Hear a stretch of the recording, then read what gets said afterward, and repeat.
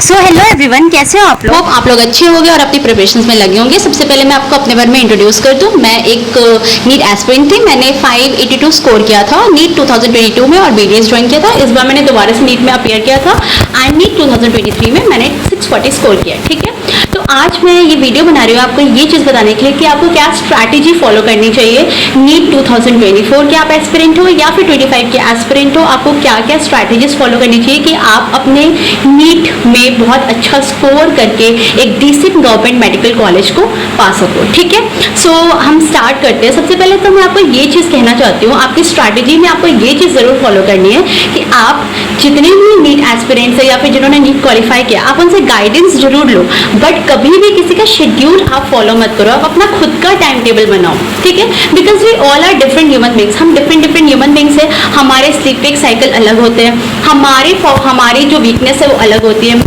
कौन सा चैप्टर मुझे पहले करना है, ये मेरा चीज़ है। तो मैं आपको ये चीज़ इस वीडियो में नहीं बताऊंगी कि आपका मंथ वाइज प्लान क्या होना चाहिए, वो आपका खुद का होना चाहिए। अभी आप इतने तो स्मार्ट इनफ हो कि आपको पता है कि आपको कौन सा चैप्टर पहले करना चाहिए, कौन सा नहीं करना चाहिए। जो आपने नहीं भरा है वो आपको पहले करना चाहिए, क्योंकि आपने वो चीज़ कभी छुई ही नहीं है। तो ये चीज़ आपको खुद करना है। ये चीज़ आपको मैं इसमें नहीं बताऊंगी आपको इस मंथ में ये करना है, इस मंथ में ये करना है, इस मंथ ये चीज़ आपको मैं यहाँ पे नहीं बता रही हूँ। मैं सिर्फ आपको स्ट्रैटेजी बताऊंगी, मैं सिर्फ आपको गाइड करूंगी कि आपको किस तरह से करना है एंड आपको किस मंथ में क्या चीज़ कंप्लीट करनी है, ये आपका खुद का होना चाहिए। Okay, now let's move to the steps. ठीक है, the step 1 should be your time table. ठीक है, जो कि आपका खुद का होना चाहिए। किसी टॉपर का टाइम टेबल नहीं होना चाहिए, किसी नीट एस्पिरेंट का टाइम टेबल नहीं होना चाहिए, किसी ऐसे का नहीं टाइम टेबल होना चाहिए। चाहे मेरा ही टाइम टेबल आपका नहीं होना चाहिए, आपका खुद का टाइम टेबल होना चाहिए। And the most important point in that time table should be that वो टाइम टेबल इतना टाइट नहीं होना चाहिए कि आप उसको फॉलो ही ना कर पाओ। ठीक है, क्योंकि अगर आप फॉलो नहीं कर पाओगे तो आप डिप्रेस्ड हो जाओगे।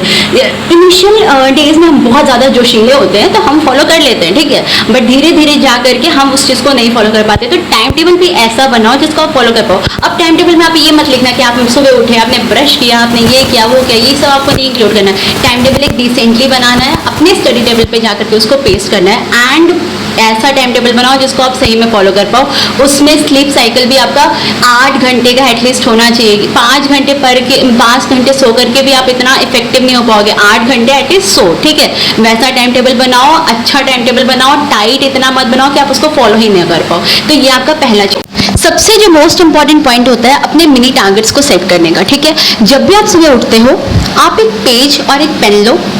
आपको फिजिक्स, केमिस्ट्री, बायोलॉजी चैप्टर्स जो जो कंप्लीट करने उस दिन वो लिखो एंड मेक श्योर कि आप उस दिन वो सारे के सारे चैप्टर ज़रूर से कंप्लीट करोगे। आपने जो टारगेट बनाया है उसी दिन आपको उस टारगेट को पूरा करना है। ठीक है, आप स्लीप अपनी जो हो गई वो 8 घंटे की ज़रूर लोगे, क्योंकि ऐसा होता है कि आपको अगर आदत है 8 घंटे सोने का, आप पढ़ने के लिए ज़्यादा पढ़ने के लिए 5 घंटे सोते हो ना, तब भी आप उतना नहीं पढ़ पाते हो। ठीक है, सिर्फ बुक्स लेकर के आप बैठे रहते हो। आप 4 ही घंटे पढ़ो, आप 5 ही घंटे पढ़ो, बट इफेक्टिवली पढ़ो। ठीक है, ये नहीं कि आप 8 घंटे पढ़ रहे हो और सिर्फ बुक लेके बैठे हो, ऐसा आपको बिल्कुल नहीं करना है। अपने टारगेट्स को आपको उसी दिन कंप्लीट करना है। आप लोगों को बैकलॉग बिल्कुल नहीं आने देना है। ठीक है, now the third important point is, अगर आप कोई ऑनलाइन कोर्स कर रहे हो, ठीक है, ज्वाइन आप देंगे, किसी चीज़ का सब्सक्रिप्शन ले या फिर आप ऑफलाइन कोचिंग करते हो, ठीक है, तो वहाँ पे आप 6 आवर्स की स्टडी करते हो, तो वो सिर्फ हो गया। आपने 6 आवर्स की स्टडी की, आपने लेक्चर कंप्लीट किया, आपने फिजिक्स, केमिस्ट्री, बायोलॉजी का लेक्चर लिया, हो गया, आपका पूरा कम हो गया। ये नहीं होना चाहिए। आपको सेल्फ स्टडी पे बहुत ज़्यादा ध्यान देना होगा, बिकॉज सिर्फ लेक्चर अटेंड करने से कुछ नहीं होने वाला है। आपको सेल्फ स्टडी करना ही होगा, वो भी बहुत ज़्यादा। सेल्फ स्टडी कम से कम 5 to 7 आवर्स की आप करोगे तभी आपको रिजल्ट्स मिलेंगे। तो सेल्फ स्टडी पे आपको बहुत ज़्यादा फोकस करना है, क्योंकि सेल्फ स्टडी करोगे तब आपको पता चलेगा, आपको चीज़ें याद होंगी, उसमें आप PYQs प्रैक्टिस करोगे। सिर्फ लेक्चर अटेंड करने से कुछ नहीं होने वाला है। ठीक है, तो most important point is give time to self study, because उससे ही आपका जो प्रोडक्टिवनेस होगा आपका इंक्रीज होगा। आपका स्कोर देखो, आप सेल्फ स्टडी ज़्यादा करते हो तो आपका स्कोर कितना एनहांस होता है। ठीक है, तो आप ये चीज़ करो। If you are a dropper, ठीक है, अगर आप ड्रॉपर हो तो आपको क्या करना है? आपने पिछले ईयर 22 में 23 में अगर नीट का पेपर दिया है, सबसे पहले आप एनालाइज करो आपसे क्या क्या मिस्टेक्स वहाँ पे रही होगी। ठीक है, हो सकता है आपने पढ़ाई ठीक से नहीं की, ठीक है, आपके चैप्टर्स कंप्लीट नहीं थे इसलिए आपका पेपर अच्छा नहीं गया। सेकंड थिंग ये हो सकती है कि आप एग्जाम हॉल में आप नर्वस हो गए, इस वजह से आपका पेपर अच्छा नहीं गया। थर्ड थिंग ये हो सकती है आपका टाइम मैनेजमेंट नहीं हुआ, इस वजह से आपका पेपर अच्छा नहीं गया। फोर्थ थिंग ये हो सकती है कि आपका OMR पे गलत आपने मार्क कर दिया, आपने क्वेश्चन पेपर में सब मार्क सही किया, OMR पे आपने गलत मार्क कर दिया। एंड फिफ्थ थिंग ये हो सकती है आपका केमिस्ट्री बायोलॉजी अच्छा गया, आपका फिजिक्स अच्छा नहीं गया, फिर फिजिक्स केमिस्ट्री अच्छा गया, आपका बायोलॉजी का पेपर अच्छा नहीं गया। तो ये सारे स्टूडेंट्स जितने भी होते हैं, सारे एस्पिरेंट्स जितने भी होते हैं, सबके अलग अलग होंगे ये फॉल्ट्स, सबके अलग अलग मिस्टेक्स होंगे। तो आप अपनी मिस्टेक्स को फिगर आउट करो, आपसे क्या क्या हुई। अगर आपका OMR ठीक से मार्क नहीं हुआ है तो आप जब मॉक टेस्ट देते हो तो उस चीज़ के ऊपर आप फोकस करो। आपने ठीक से पढ़ाई नहीं की है तब तो आपको पढ़ाई करनी पड़ेगी। अगर आप एग्जाम हॉल में नर्वस हो जाते हो तो आप ज़्यादा से ज़्यादा ऑफलाइन टेस्ट को ट्राई करो, ताकि आप वो इन्वायरमेंट के साथ डील करना आपको आ जाए। तो ये सब चीज़ें आप करोगे ना तो आपकी देखना इफिशिएंसी इंक्रीज होगी। आप अपने मिस्टेक्स को पहले एनालाइज करोगे और उसको सही करोगे तो आपका जो नेक्स्ट नीट 2024 या फिर 25 बहुत ज़्यादा अच्छा होगा, आपका स्कोर भी बहुत ज़्यादा इंक्रीज होगा। The next important point is आप टेस्ट सीरीज जरूर ज्वाइन करोगे। आप टेस्ट देने से बिल्कुल नहीं डरोगे, चाहे आपकी प्रिपरेशन हो रखी हो ना हो रखी हो, इट डजेंट मैटर, आपको टेस्ट जरूर देने हैं। सिर्फ टेस्ट आपको फॉर्मेलिटी के लिए नहीं देना है। जब टेस्ट आप दे देते हो उसके बाद संडे को मोस्टली टेस्ट होते हैं, ठीक है। आप घर आओगे, पूरा दिन आपको उसी टेस्ट में इन्वेस्ट करना है, ठीक है। आपको 3-4 घंटे उसको एनालाइज करना है। एनालाइज करके आपको ये देखना है कि क्या मिस्टेक हुआ, कहाँ पे मेरा चूक हुआ, OMR तो नहीं गलत हुआ, मेरा फिजिक्स खराब है अभी, कि केमिस्ट्री खराब है, कि बायोलॉजी खराब है, या फिर सब सही है फिर भी मुझसे नहीं बन रहे, मेरा टाइम मैनेजमेंट नहीं हो रहा। आप देखोगे आपसे कहाँ कहाँ मिस्टेक हो रही है, क्या आपको सिली मिस्टेक्स तो नहीं हो रहे, मतलब आप एंड नहीं पढ़ा, आपसे मिस्टेक हो गया। इस सब चीज़ों के ऊपर आपको ध्यान देना है। टेस्ट को एनालाइज करो, उसको हर तरह से मतलब निचोड़ उसका निकालो, ठीक है। तभी आप जब आपका मेन टेस्ट होगा ना तो उसमें आप इफेक्टिवली परफॉर्म कर पाओगे। देखो अभी आपके मॉक टेस्ट वगैरह स्टार्ट हो गए होंगे, पार्ट सिलेबस टेस्ट तो स्टार्ट हो गया होगा, उसमें किसी का स्कोर 300, किसी का 400, किसी का 600, किसी का 500 ऐसे आ रहा होगा, ठीक है। तो आप अब जो नेक्स्ट मॉक टेस्ट आपका होगा उसमें आपको ये नहीं टारगेट बनाना है कि आपका 300 है तो आप 600 प्लस लाओगे, ठीक है, 700 प्लस लाओगे। अगर नहीं आया तो आपका डिप्रेशन आएगा आपको, ठीक है। आप ये टारगेट बनाओ, जैसे आपका 300 आ रहा है तो आप ये टारगेट बनाओ कि आपको 400 प्लस लाना है। अगर मान लो आपका 500 आ जाता है तो आप बहुत ज़्यादा खुश हो जाओगे और ज़्यादा पढ़ने लगोगे। अगर आप 400 आ रहा है, आप टारगेट बनाओ आप 500 प्लस लाओगे, ठीक है। आपका 600 आ जाता है तब आप बहुत ज़्यादा खुश हो जाओगे। तो इस तरह से आपको छोटे छोटे टारगेट्स बनाने, ठीक है।